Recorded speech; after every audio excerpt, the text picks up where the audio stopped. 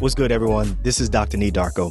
Make sure you hit the subscribe button below so that you're always up to date on the new uploads as well as alerts on this show. The other thing that you can do to help build this community is make sure you leave a comment below. Let us know what you like, what you don't like about the show, and ultimately, let us know who's winning these arguments, because I need to know that I'm beating Renee in these debates. Run the tape. So there's a Congressman Greg Murphy. He put out a tweet and he says the number one reason for MD shortage is med schools admitting students who aren't going to practice. Only 60% of med students today plan on practicing clinical medicine.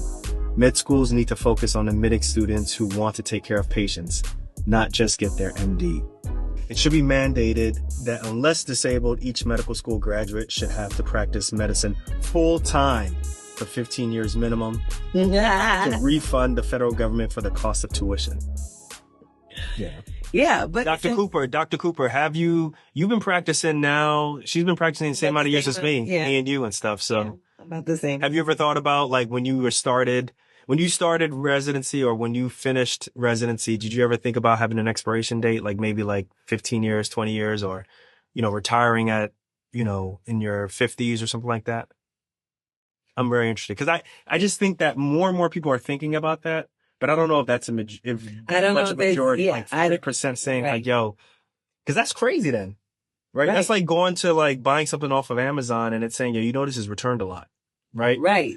Like, that's like saying, I just want to go to med school just to go to med school. Who wants to do that? Just so that I can just get because what he says is they just want to get their MDs. And it's like, for what reason? Because that is a very expensive endeavor not to have a means by which you're going to make that back. And we know that at least most, Emily Cooper says 15 years. 15 years. I think we know that the surest way to make that money back is to work clinically, because anything else is a roll of the dice. So Dr. Cooper says, I figured I would practice at least until I retired or moved into the C-suite. Then she'd become a white collar worker. Then we'd be complaining about her. Yeah. You be telling us what to do. ML. You be telling us what to do. ML. Absolutely. Absolutely. I just think that, things change. It's not like how it was when, this is not the 70s. This is not the 80s. Yeah. Not the 90s. A couple of things. One, corporatization of healthcare. All it does for the most part, it squeezes the practitioner like crazy. Mm-hmm. Do more with less. And then also on the other hand, now with the internet, you just got a lot more things that you can do with your MD or DO. Yes. Right. So people want experts on TV. People want experts on YouTube, podcasts. Pharmaceutical companies want the expertise of what you can do. So there's just the pasture, like it's not the pasture, but like the grass is green on a lot of different aspects of healthcare. So people realize that, look, I just don't want to just practice clinically. Yeah. It's like you're trying to fit like a square peg, in a round hole and stuff. It just doesn't work for everybody. But I think part of it, the big issue, and the physician shortage really doesn't have anything to do with physician satisfaction. No. I think most people would say the physician shortage is, first of all, med schools don't admit as many people as they should be. Exactly. And I'll just say this, hot take, I think it should be harder to get out of medical school than it is to get into medical school. Right. Right. So what I mean by that is you don't necessarily have to be so hard to get into medical school. It should be hard to get into medical school, but I think they should increase the amount of people that they're letting in. Where it becomes super difficult, or where it should be rarely difficult, is for you to get out of medical school, because you have to show all these different things, these different, rigors to get out. But, I think that if you have these situations where, one, it's very hard to get in, you have these medical school classes that are putting out small amounts of people. Then you have residencies that there's not many residencies out there outside of primary care. Outside. You got an issue. Like, for example, pediatric surgery. For decades, the numbers have just increased just the smidgen, and it doesn't keep up with how we are in society. Considering he's in Congress, I mean, one of the things that he doesn't necessarily tweet about, at least that I haven't seen, is that there isn't quite, the number of residency spots as there should be in comparison to the number of medical schools that are opening up and producing more and more medical graduates. That's the bottleneck. That's the bottleneck. You have a lot more medical schools that are opening up. Exactly. So therefore, these people cannot be trained. The residency spots have stayed the same. Exactly. These people cannot be trained. You have all these medical schools either increasing their class sizes, the ones that, medical schools that have already existed for, 50, 100 years are increasing their sizes of classes. Or you have all of these medical schools that have essentially been greenlit, by all the powers that be, including the federal government, who gives who gives loans to these students. And essentially the medical schools are ensuring that there are plenty of graduates, but the residency programs are not ensuring that there are plenty of trainees. That's a Congress problem. I could even get down with him saying that, we're going to try to minimize, we're going to try to make sure that med schools can't increase their tuition, crazily every year. Year in.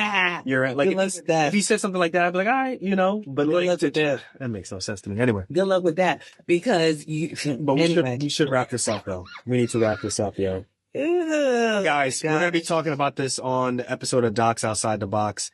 You can find us on YouTube at Docs Outside the Box podcast. We're also on all DSPs, any place where you listen to your favorite music and album, any place where you listen to your favorite podcast, just type in Docs Outside the Box. That's where you'll find us. And someone says perhaps their agenda to utilize APPs beyond their scope because they're cheaper. Absolutely. Absolutely. Oh, yeah. 100%. But here's where I think that backfires, right? So I think, yes, APPs and nurse practitioners end up being cheaper than a physician, right? APPs don't follow a Hippocratic oath, right? I mean, does the oath really matter at this point? To many doctors out there? I'm not saying, I'm not talking about degradation or anything like that. But if you're worried about doctors striking, APPs and nurse practitioners that for the most part have no problem being employed, the likelihood of them striking, very high. Is extremely high. Right? It's extremely high because think about it. Their ability to walk away is a lot easier than a physician's ability. Yeah, think about it, right? That's the part that I'm y'all don't think about that. A lot of the APPs, right? A lot of the APPs used to be RNs. What do we know about RNs? RNs being yes, because nurse practitioners. I think you said APPs used to be. You said a lot of AP. Oh, so adverse, right? Advanced. You talk about APPs and CRNPs. When he says or he or she says APPs, we're talking about advanced practice partners or basically advanced people. So you're talking about PAs and nurse PAs, nurse practitioners, CRNAs, right? They used to be nurses. Many of them used to be nurses, right? Especially the CRNAs and the NPs. They used to be nurses, right? And what we know about nurses is they be striking. They have unions. Nurses be striking all the time. Nurses will not hesitate to strike. They'll be like, I don't care who going into the Pyxis is not going to be me today. Okay. I don't know who going to be calling the doctor and telling them about this patient coding is not going to be me today. Okay. So nurses are very used to striking. So when they become NPs or CRNAs, listen, that feeling or that, tendency might not go away. It might not go away. Yeah. Even though technically they may not, well, actually, I don't even know if they're not considered, people who can unionize. Who? CRNAs and nurse practitioners. Why not? Specifically. I said, I don't know. Because there's some fine line between management and not management and blah, blah, blah. Right? Yeah. Advanced practice providers. That's what it is. That word providers always throws me off. I think it's easier. I think it'd be easier for you know why? APPs to unionize than doctors. Oh, of course. I think that it'd be the level. I think but I wonder how many APP. Although the barriers there are. The barriers to unionize for doctors has been lowering Yeah. you know, Considerably. year by year. So, yeah. Hey guys, check us out on Docs Outside the Box podcast. You can check us out on YouTube. And we're also here. Yeah, I know. You know why?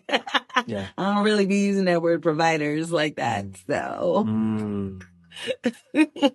So on the podcast, we get an opportunity to talk about this stuff more, flush it out. We ask more questions. It's a lot easier for us to have these discussions on the podcast. So if you want to know more about us and our thoughts on things specific like this, check out our podcast. Docs Outside the Box. I appreciate everybody jumping in on us. We might do this again very soon, actually. So stay tuned. All right. Peace, y'all. Peace. All right. And I'm new to this. So should I hit X right now? You go hit the X button. Bye. Bye.